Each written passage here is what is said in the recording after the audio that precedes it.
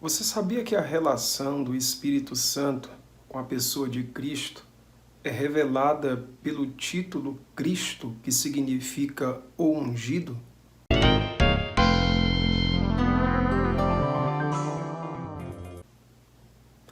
Eu me chamo Wildo Moreno e a partir desse momento, nesse vídeo, nós discorreremos a respeito da capacitação que o Espírito Santo operou no ministério de Jesus Cristo. Queridos, é interessante nós analisarmos as Escrituras, pois percebemos de maneira muito evidente que o Senhor Jesus ele foi ungido pelo Espírito Santo.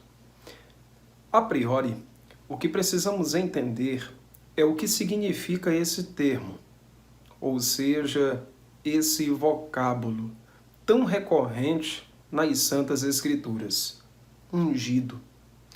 Percebemos no Antigo Testamento reis sendo ungidos, profetas sendo ungidos, e é interessante percebermos que nem todo leitor da Escritura compreende de fato o que significa ou o que abrange esse título ungido, especialmente ele sendo empregado à pessoa sacrossanta de Cristo Jesus.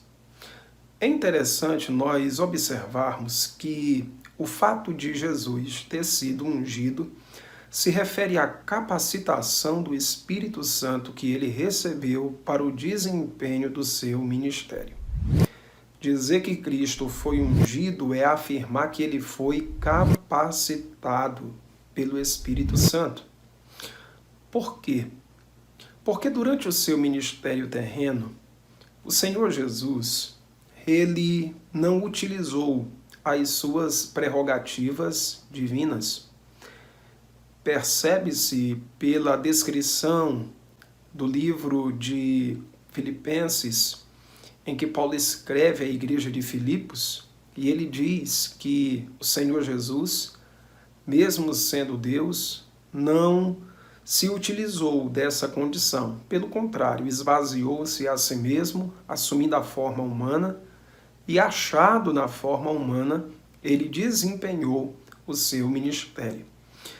Se o Senhor Jesus ele não se utilizou das suas prerrogativas, como ele operou milagres, como ele curou enfermos, como foi possível a ele expulsar demônios? Obviamente, pela capacitação que ele recebeu do Espírito Santo de Deus.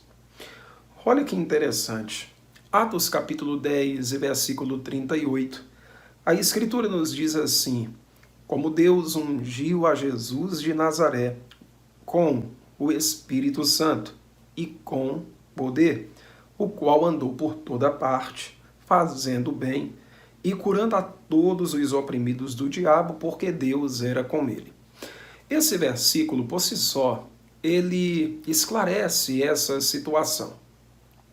Esse fragmento bíblico, ele por si só é suficiente para trazer à nossa mente a compreensão necessária a respeito da relação do Espírito Santo com a pessoa de Jesus.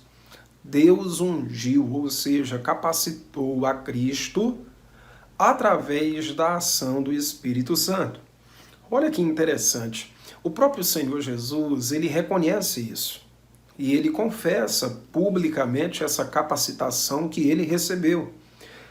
No Evangelho de Lucas, no capítulo 4, a partir do versículo 18 e também o versículo 19, o Senhor Jesus, em uma sinagoga, ao abrir o rolo do profeta Isaías, ele lê uma passagem e depois ele fala que aquela passagem estava se cumprindo, porque de fato ela estava se cumprindo.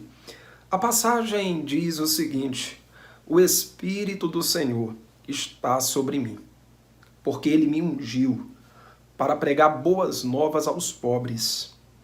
Ele me enviou para proclamar liberdade aos presos e recuperação da vista aos cegos, para libertar os oprimidos e anunciar o ano aceitável do Senhor. Perceba que o Senhor Jesus ele reconhece que o Espírito Santo estava sobre ele. Essa linguagem, essa construção linguística, ela se refere exatamente à qualificação, à capacitação, à habilitação que o Senhor Jesus sofreu por parte do Espírito Santo. Em Mateus, no capítulo 12, versículo 28, o Senhor Jesus, lá naquele contexto em que os fariseus o acusam de operar milagres pelas forças das trevas, o Senhor Jesus então afirma: é pelo Espírito de Deus que eu opero essas maravilhas. É pelo Espírito de Deus que eu expulso demônios. Então perceba que o Senhor Jesus, ele tem essa compreensão e ele confessa isso publicamente, que a capacitação, o poder, a autoridade que ele exerceu durante o seu ministério terreno foram dadas a ele pelo Espírito Santo de Deus. E talvez você se pergunte por que o Senhor Jesus fazia questão de deixar isso bem claro. Perceba que o Espírito Santo que operou no Senhor Jesus é o mesmo Espírito Santo que habita em mim e em você. Quando Paulo escreve à igreja de Corinto, ele faz uma afirmação muito significativa. Ele diz assim: não sabeis vós que sois santuário de Deus e que o Espírito de Deus habita em vós? Olha a palavra, olha o vocábulo que o apóstolo Paulo utiliza. Ele mora, habita em vocês.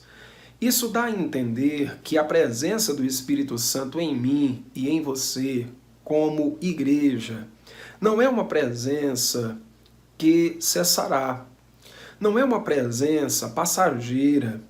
Não é uma presença que não irá durar muito tempo. Pelo contrário, a presença do Espírito Santo é caracterizada por essa palavra, habitar. O que dá a entender que este ato de habitar, ele é permanente. Quando eu uso esse termo, habitar, eu dou a entender que a pessoa mora ali, que ela reside ali, que ela permanece ali, que ela pode ir para qualquer outro lugar, mas ali é a casa dela.